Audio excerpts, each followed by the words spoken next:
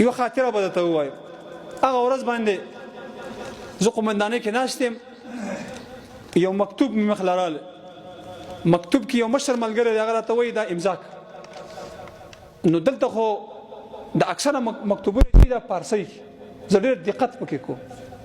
نو چې ما چې مکتوب ته وکته، مکتوب د منفقیو چې یو کس منفق شي. خو زما اصول دا دي چې تر څو چې مې هغه کس نه وي لیدلی منفق کوم یې نه، یو ځل یې راغواړم.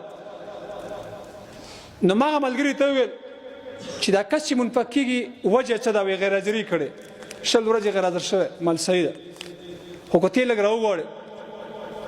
هغه ویل کابل کې دی، خو مال کابل خو نږدې دی، راویې غواړه. هلک چې وایي کرکرا به ورسره نه وي، دا مخامخ ملګری مې ناست دی. دته مې ویل ټلیفون ورته وکړه، ورته ووایي چې قومندان دې غواړي کرۍ بله درکړم، زما خوا ته راشه.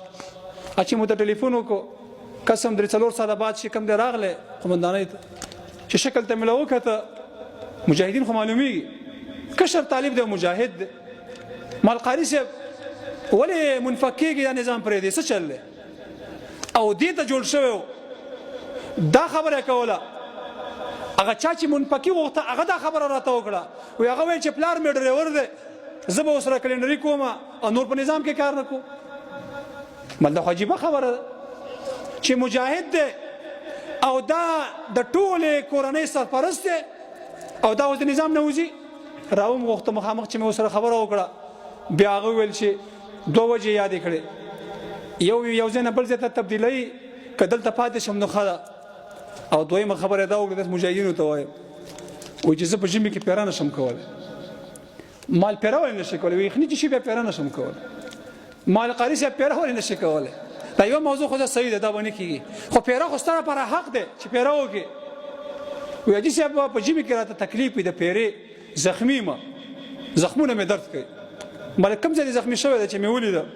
دا پښې چې وې ډرون والې وې او دا پښې شلېدلې وې، بیا یې ګنډلې وې، دردونه یې یقیني وو.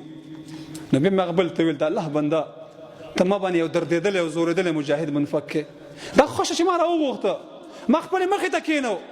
اوس دغه مجاهد چې پیره نشي کولی، خو دا د حق دی چې پیره ونه کړي، او دا د حق دی چې دا ما سره وظیفه وکړي، پروا نه کوي.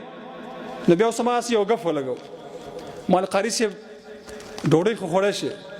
نو هغه راته ویل چې واجي صاحب ډوډۍ خو خوړی شم. مال داسې کار کوه ډوډۍ خوره، او کله قومندانۍ کې ښکته ځه او کله پورته ځه، بیا راځه زما خواله، بیا ښکته ځه او بیا پورته ځه. ستا دا حق دی چې ته ما سره پاتې شي. ستاسو د وینو په برکت باندې خو موږ دا نظام ګټلی دی. په دې ځای کې به د تګاب د ولسوالۍ د کورونو او د جوماتونو او د مجاهدینو د ویجاړولو دپاره او د بمبارولو دپاره څومره پلانونه جوړ شوي وو. نن پکې الحمدلله